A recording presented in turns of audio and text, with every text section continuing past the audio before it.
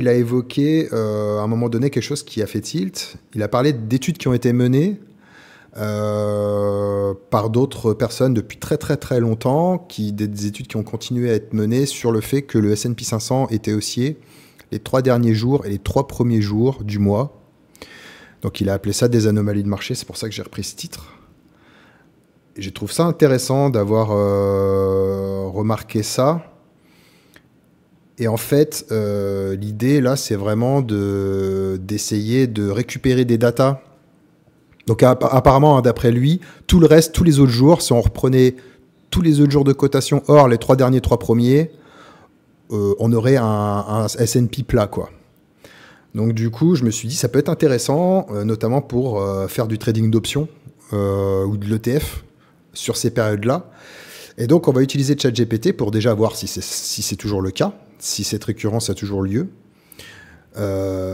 et comment l'optimiser pour essayer d'avoir quelque chose de beaucoup plus performant. Ça, c'est différentes études en fait qui ont été menées sur le sujet. Donc, vous voyez, ça commence depuis un moment, hein, depuis 87. Donc, 87, il y avait eu déjà une grosse crise à l'époque. Voilà, on a plusieurs dates comme ça, plusieurs personnes qui ont fait des analyses, qui ont fait des backtests, etc. depuis plusieurs années sur différents indices. Il n'y a pas que le S&P. Donc, première chose à faire, ça va être de récupérer la data. Alors, la data, on va la récupérer en daily. Donc, vous avez un site qui s'appelle Stook. Je vais vous mettre le lien en description, dans le chat. Voilà, vous avez un site qui s'appelle Stook. Et en fait, ce site, vous allez pouvoir récupérer. Donc là, j'ai pris les données du S&P 500. Vous pouvez les récupérer depuis très très longtemps si vous le souhaitez.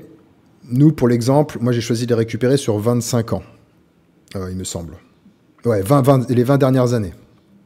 Parce qu'on peut les récupérer depuis 100 ans si on veut, mais bon, voilà. Donc là, vous avez juste à rentrer 2000 par exemple. Show. Et puis en bas, vous avez Download CSV, donc c'est du fichier Excel. Vous pouvez le télécharger directement. Donc là, vous avez toutes les cotations jour par jour, plus haut, plus bas, clôture, open. Donc vous récupérez tout ça sous format CSV. Puis, par la suite, vous l'importez dans ChatGPT pour commencer l'étude, parce que pour ceux qui ne le savent pas, qui n'ont peut-être pas l'habitude d'utiliser ChatGPT, aujourd'hui, vous pouvez injecter des PDF, vous pouvez injecter des photos, vous pouvez faire tout ce que vous voulez, demander des analyses et tout ça par rapport aux photos. Par exemple, moi, ce qui m'arrive souvent de faire, à titre d'exemple, j'ai un texte, comme je ne parle pas anglais, j'ai un texte en anglais sous forme de photo, je le mets dans ChatGPT et puis il me le traduit directement, quoi. Donc, ce que je lui ai demandé, avec toutes ces datas que je lui ai envoyées, donc les 20 dernières années de cotation sur le S&P, me confirmer que la performance est supérieure les 3 premiers jours du mois par rapport aux autres jours. Et est-ce qu'il peut me faire une comparaison en calculant la performance moyenne ces jours-là par rapport au reste du mois? Déjà, ça permet d'étaler un petit peu l'étude. Donc effectivement, il trouve que les 3 derniers plus 3 premiers jours du mois, on a une perf de 0,064% contre 0,029 le reste du temps. Donc c'est quand même déjà quelque chose qui est intéressant. Et puis il nous a fait un petit graphique. Et quelle serait la performance en pourcentage? Donc bien sûr, là on parle sans levier, hein. Si j'avais investi sur les 20 ans, la moyenne de gain sur chaque trade. Donc voilà, la performance totale cumulée, elle est de 256% pour un gain moyen par trade de 0,63%. Donc là, on part vraiment du principe qu'on a un ETF S&P et qu'on achète le premier jour des 3 derniers jours du mois, donc par exemple du mois de mars, et qu'on clôture le trade le 3e jour du mois d'avril. Voilà, c'est vraiment là-dessus en fait que se base la simulation. Donc lui, et ça, ces datas-là, le graphique, tout ça, il les sort en 2 secondes. Hein. Il ne prend pas 5 minutes pour le faire. C'est vraiment en 2 secondes, il nous sort les trucs. Donc là, il me propose après de faire le graphique. Donc je lui ai dit oui, et là, il m'a pondu ça. Donc là, on voit bien que achat le premier des 3 jours derniers du mois, vente le 3e jour du mois suivant. On peut constater qu'on est sur quelque chose quand même qui est relativement régulier et qui peut peut-être permettre de ne pas bloquer son capital tout le mois et seulement 6 jours sur le mois. Ensuite, je voulais qu'il me détaille sur les 20 dernières années le nombre de trades gagnants, le nombre de trades perdants, le pourcentage de trades positifs et négatifs et le ratio gain-perte. Donc là, on va commencer à rentrer dans le dur de la data. Donc 148 trades gagnants, 92 perdants quand même, il ne faut pas le négliger. Taux de réussite 61, taux d'échec 38, ratio 0,91. Donc on est en dessous des 1, donc ça c'est pas ouf. Et on peut voir que le gain moyen des gagnants c'est 3,26 et les perdants c'est 3,59. Donc malgré qu'il y ait beaucoup moins de trades perdants que de trades gagnants, on est quand même sur un ratio supérieur en termes de valeur de perte. Donc c'est pas ouf en fait à mettre ça en application. Et donc après ce que j'ai fait, je lui ai demandé, donc pour éviter que les pertes, pour éviter des pertes importantes et augmenter le gain moyen, j'aimerais rajouter un stop loss à mon trade. Donc je lui ai demandé de me proposer différentes stratégies. Stop, soit un stop au plus bas de la bougie précédente, soit un stop de X%, donc 1, 2 ou 3%. Et à lui ensuite de me faire les résultats de tout ça. Donc il a fallu 2 secondes pour qu'il me publie tous ces résultats. Donc là vous avez le résultat sans stop, stop sous le plus bas de la bougie précédente, 1%, 2%, 3%. Donc tout ça, il nous donne les résultats, on ne va pas les détailler, mais en tout cas vous les avez. Et après ce que je lui ai demandé, donc là il m'a pondu un graphique. Bon ça c'est vraiment pour la beauté du geste, parce qu'en vrai le graphique on s'en fout un peu. Mais c'est pour dire qu'il est capable de le faire quoi. Et je trouve que c'est vraiment... c'est propre, quoi. C'est-à-dire qu'en plus, il le propose, il est clair, le truc, c'est bien écrit, il n'y a pas de faute. Et il nous propose un graphique avec la comparaison de toutes les stratégies avec stop. Et donc, ce que j'ai fait, c'est que selon toi, laquelle de ces stratégies est la plus pertinente? Donne-moi ton avis en tant qu'expert en investissement et trading. Ensuite, peux-tu me faire un rapport complet sur les performances? Donc, pour lui... la stratégie la plus équilibrée est celle avec un stop au plus bas de la bougie précédente.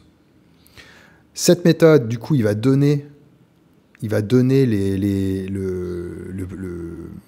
le gain. Donc, ça nous augmente notre ratio de 0,90, de 0,91 à 1,91. On a performance cumulée, donc plus 159%, donc la performance cumulée est moins importante, mais par contre, elle est beaucoup plus safe et beaucoup moins risquée. On a beaucoup moins de trades perdants, etc. L'idée, c'est vous montrer, avec ChatGPT, en quelques minutes ou quelques heures de travail, on peut backtester des résultats. Ça peut être vos résultats de trading, ça peut être plein de choses, en fait. Et vous pouvez, comme ça, établir peut-être des rapports et des études qui vous aideront dans votre trading de tous les jours. Donc en gros, voilà le trade gagnant, trade perdant, pourcentage trade perdant, etc. Donc oui, on a des pourcentages de trade perdant un peu plus importants, mais les ratios sont plus importants eux aussi. Et ensuite, ce que j'ai fait, pour vous montrer un peu la puissance du truc, je lui ai demandé de comparer ça à donc là on parle d'un cas où on a 10 000 $, où on met 10 000 $ sans levier le premier des 3 derniers jours et qu'on clôture les 3e jours du mois d'après, ou alors qu'on répartit ces 10 000 $ sur 20 ans en mode DCA. Donc ça veut dire qu'on accumule tous les mois un montant sur 20 ans. Donc c'est ce que je lui ai demandé. Je souhaite comparer cette étude avec un DCA sur 20 ans en investissant 10 000 € avec intérêt composé dans les 2 cas. Donc DCA progressif, 10 000 répartis sur 20 ans. On a un capital final avec intérêt composé de 33 346 €, une perf cumulée de 233%. Et avec cette stratégie, le stop en dessous du précédent, etc., on est sur quelque chose qui, au final, est moins important. Donc 25 880 pour 158,80 de perf. On voit bien sûr que là, on démarre à 10 000 parce qu'on a 10 000 en portefeuille pour trader. Et là, on part de 0 parce que tous les mois, on va mettre une somme régulière. Alors, je ne sais plus à combien il m'a calculé la somme. Je crois que c'est 40 et quelques euros par mois hein, pour arriver à faire 10 000 euros sur 20 ans. Il me semble que c'est 40 et quelques euros par mois. Donc, on peut commencer à établir des hypothèses que ça sert peut-être à rien en termes d'investissement de se prendre trop la tête, que finalement le DCA est peut-être plus avantageux que de s'embêter à poser des trades, etc. Mais on va continuer un peu notre étude. Attends, 20 minutes, ça va être compliqué de tenir une heure. Après, on fera un question-réponse, on pourra blablater si vous voulez. Et du coup, ce que j'ai fait, c'est quel est le meilleur jour du mois pour exécuter son investissement. Donc là, on parle bien du DCA. Donc à quel moment dans le mois il est le mieux pour investir? Milieu, fin de mois, début, fin de mois. Et du coup, il m'a dit, c'est le premier jour du mois. Ce jour capte souvent l'effet des flux mensuels, salaire, retrait automatique, gestion institutionnelle. Et le mois, et après je lui ai demandé de me dire quel est le mois en moyenne depuis ces 20 dernières années le moins performant, sachant que je l'ai aussi fait sur 100 ans, j'ai eu le même résultat, c'est le mois d'octobre. Apparemment, le mois d'octobre, c'est un mois où il ne faut pas investir. Donc, en résumé, le DCA est une approche fiable, simple, etc., blablabli, blablabla. Mais en fait, ce qui peut être intéressant, c'est d'utiliser le DCA sans levier. Donc, tous les mois, vous mettez mettez $200 par mois, par exemple, sur un MSCI World, sur n'importe quel courtier, Trade Republic, Bourse Direct, tout ce que vous voulez, pour faire votre retraite. Parce que, comme vous le savez, la retraite, on l'aura dans l'os. Enfin, en tout cas, pour les plus jeunes. Et la stratégie des 6 jours reste quand même intéressante, mine de rien, parce que les stats sont plutôt bonnes. Mais au lieu de la faire en trading directionnel, on peut peut-être l'avoir sous forme d'option. C'est-à-dire que sur Interactive Broker, par exemple, là où les frais sont quand même avantageux, on peut peut-être imaginer de prendre un achat de call sur le S&P à échéance 6 jours. Voilà, 3 premiers jours, acheteur, et puis voilà, donc comme ça, on utilisera peut-être un levier un peu plus important, on met un cash price direct, et comme ça, vu qu'on a les stats de notre côté, que X% du temps, le marché est haussier à ces périodes-là, on a peut-être des chances que sur plusieurs années, ce petit trading en plus d'options puisse rapporter, gonfler tout simplement le portefeuille général de vos investissements long terme. Donc, je pense que cette stratégie, en fait, des 3 premiers, ce qui est intéressant, c'est qu'elle est ultra simple, en fait. Il n'y a rien de technique là-dedans. C'est uniquement des statistiques historiques. Un stop à la bougie d'avant, donc le jour d'avant, en fait. Comme ça, vous êtes sûr. Pour ceux qui font du directionnel, pour ceux qui font de l'option, il n'y a pas de stop, donc on s'en fout. Donc là, j'ai fini la presse. Et donc, l'idée, dans tout ça, moi, je sais que j'ai un investissement programmé qui revient à 200 par mois, mais toutes les semaines. J'investis toutes les semaines sur 10 ETF différents. Avec Trade Republic, c'est tout automatique.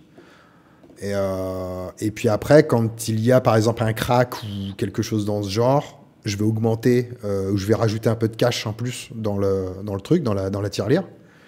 Et puis quand c'est tout le temps sur des haussiers, je laisse faire la machine et puis je touche à rien, quoi. Donc en gros, qu'est-ce qu'il nous dit, lui? Répartir la charge de travail sur les 9 comptes. Donc, parce que voilà, on a dit qu'on avait 3 propres firmes. Donc admettons, on a FFN, Topstep et Blue Sky. Voilà, pour pas les citer. Donc on a 3 comptes sur chacune d'entre elles. Comme vous le savez, nous on est friands chez TPF de la répartition des propres firmes pour lisser les risques, etc. Pas tout mettre ses œufs dans le même panier. 3 comptes par propre firme. L'objectif, c'est de minimiser le risque de drawdown par compte, d'éviter les violations de règles, on s'en fout, s'assurer de maximiser les retraits toutes les 2 semaines, donc tous les 10 jours de trading environ. Donc déjà, il nous a pondu un objectif clair par rapport à aux data qu'on lui a donné, sachant qu'on ne lui a pas donné grand-chose en termes de data. Stratégie de rotation intelligente. Donc ça, c'est lui qui l'a pondu tout seul. Pareil, en fait, je trouve que moi, j'ai jamais été friand, moi, d'utiliser un copieur pour copier tous ces trades absolument sur toutes les propres firmes. Par exemple, oui, vous êtes chez Apex, vous avez 20 comptes chez Apex, bien sûr que vous copiez les 20. Mais si vous avez des propres firmes un peu partout, je pense pas que ce soit une bonne idée, moi, de tout copier en même temps, sauf si bien sûr vous êtes dans une technique intraday, stratégie intraday, qui a fait ses preuves, etc. Vous n'avez pas beaucoup de trades de la journée.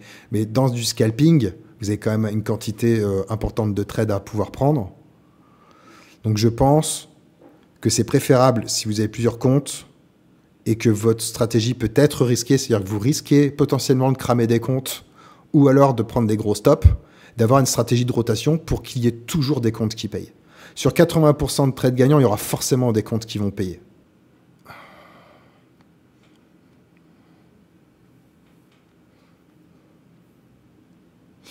Alors l'IAFR était bien avant qu'il soit payant, mais maintenant il est devenu merdique, il répond complètement à côté. Les IAFR, je ne sais même pas qu'il y avait des IAFR, toi.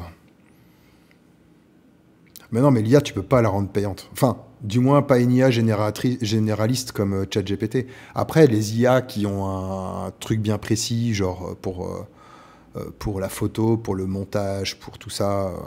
Moi, j'en utilise un pour les podcasts, pour qu'il enlève les petits bruits, les petits trucs comme ça.